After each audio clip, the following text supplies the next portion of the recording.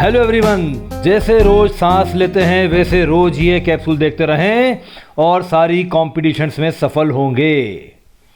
Grammar tip: as a 10% partner he has invested little amount of money. As a 10% partner, एक 10% partner के रूप में ही has invested, उसने लगाया है। Now this is has plus V3 which is present perfect. उसने invest किया है। एज ए 10% पार्टनर, 10% पार्टनर के रूप में, लिटिल अमाउंट ऑफ मनी, बहुत कम पैसा। Now where may be the error? As a 10% partner, 10% partner के रूप में बिल्कुल सही। He has invested, present perfect बिल्कुल सही। Little amount of money, what does this word little mean? Now please understand, little, a little and the little, these are uncountable determiners. Determiners जो किसी चीज़ की क्वांटिटी कितनी है, उसका क्वांटम कितना है वो बताते हैं। ये अनकाउंटेबल है, मतलब अनकाउंटेबल चीज़ों के पहले तो amount of money is uncountable. Yes, rupees are countable, money is uncountable. तो लिटिल का उपयोग यहाँ तो ठीक है। मीनिंग देखते हैं, देखिए। लिटिल का मतलब होता है नियरली नथिंग, नेग्लिजिबल, न के बराबर। और little means some. This small a changes the meaning from nothing to some. And the little means all that is there, जितना भी कुछ है वो सारा। Now as a 10% partner he is invested nearly no amount, nothing amount, no no no no no, a little. Please understand, यहां पर आएगा a little because he is invested some amount of money. Please understand, 10% partner है तो उसने total capital का share 10% invest किया होगा, तो that is some amount, it is not negligible, it is something. So we shall use a little here in place of little. Error lies in C. Word of the day: the new minister was surrounded by a group of lobbyists and others hoping to gain favour. Others hoping to gain favour, ऐसे दूसरे लोग जो आशा कर रहे थे कि उन्हें कोई लाभ मिल जाए। लॉबिyists, ऐसे लोग जो अपने पर्पस की लॉबिंग करते हैं, अपने उद्देश्य के प्रचार प्रसार के लिए लोगों से मिलते हैं। तो नए मंत्री जी ऐसे लोगों से घिरे हुए थे, ऐसे ग्रुप से जिसमें लॉबिyists थे और अपना फायदा चाहने वाले लोग थे। अभी लोग क्या हो सकते हैं, देखिए। फैसिशियस, जब कोई गंभीर अवस्था में व्यक्ति मजाक कर रहा हो जो अननेसेसरी है। सिचुएशन सीरियस है and somebody is trying to be amusing and intelligent while he should not be so active in that situation. तो ये दरअसल नेगेटिव शब्द है। You should not be like this, trying to sound amusing and intelligent in a serious situation. So facetious. Abstruse basically means difficult to understand. जब कोई चीज़ समझना बहुत मुश्किल हो जाए तो उसे कहेंगे abstruse, जो बहुत कम लोग समझ पाते हों। Magnanimous is very kind, very large hearted, बहुत उदार मना, बहुत ही बड़े दिल का इंसान। Fawning, फ्लैटरर्स, जो चमचागिरी करते हैं, चमचे। Those people who talk positive only to gain favor. And saccharine is when somebody is too much emotional, जब कोई व्यक्ति बहुत ज़्यादा इमोशनल हो रहा हो, which is not necessary in the situation.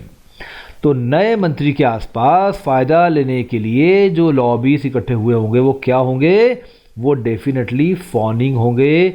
They must be flattering, they must be trying to get their own favour from the minister. Fawning is the best word here. Comprehension of the day ये हमने लिया है Indian express 21 जून 2020 से। By all accounts, Beijing feels confident that it can confront all the major powers simultaneously. The sensitivities of its neighbors from Japan to Indonesia and Philippines to India hardly make an impression on the Chinese sense of entitlement today. Appealing to China's better angels at this juncture then might be futile. Yet, the CCP should know that China is not the first power to be overwhelmed by narcissism and hubris. By all accounts, सभी के विचार में, सभी उपलब्ध sources of information जो कह रहे हैं उनको सम्मिलित करते हुए, taking all accounts together, sensitivities of its neighbours, जो नेबर्स का रिस्पॉन्स होने वाला है उनकी फीलिंग्स क्या हैं, उनके रिएक्शंस क्या हैं. What do its neighbours think are their sensitivities.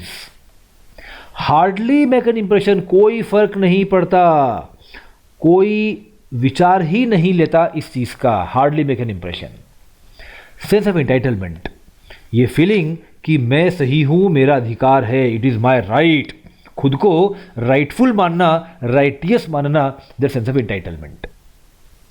Appealing to better angels, हर किसी के दो पार्ट होते हैं, एक थोड़ा सेल्फिश पार्ट, एक मोर सेंसिबल पार्ट. किसी इंसान के या किसी संगठन के मोर सेंसिबल पार्ट को अपील करना, बेटर सेंस से बात करना. जंक्चर, एक लंबी यात्रा का बहुत ही महत्वपूर्ण चरण या पड़ाव को कहते हैं juncture. Futile, useless, purposeless, ineffective, कोई असर नहीं होगा, व्यर्थ, निरर्थक. ओवरहेल्म्ड, पूरी तरह से सराबोर. नार्सिसिज्म, एक्सेसिव सेल्फ एडमिरेशन, खुद को बहुत काबिल मानना. ह्यूब्रिस, घमंड. फॉल्स प्राइड, फॉल्स प्राइड और एक्सेसिव सेल्फ एडमिरेशन की ग्रिप में आ चुका है. ओके, पूरा पढ़ते हैं. बाय ऑल अकाउंट्स, सभी सोर्सेस से प्राप्त इंफॉर्मेशन के अनुसार बीजिंग फील्स कॉन्फिडेंट. बीजिंग जो चाइना की कैपिटल है, बीजिंग को पूरा विश्वास है. इसका मतलब यहां पर होगा चाइनीज गवर्नमेंट. हम कैपिटल जब लगाते हैं किसी कंट्री की तो मतलब वहां की गवर्नमेंट से होता है. तो चाइना की सरकार को विश्वास है that it can confront all the major power simultaneously, कि यह एक साथ सभी बड़ी बड़ी शक्तियों का मुकाबला कर सकती है. The sensitivities of its neighbours, इसके पड़ोसियों की भावनाएं, जापान से लेकर इंडोनेशिया तक, फिलीपींस से लेकर इंडिया तक, hardly make an impression on the Chinese sense of entitlement today.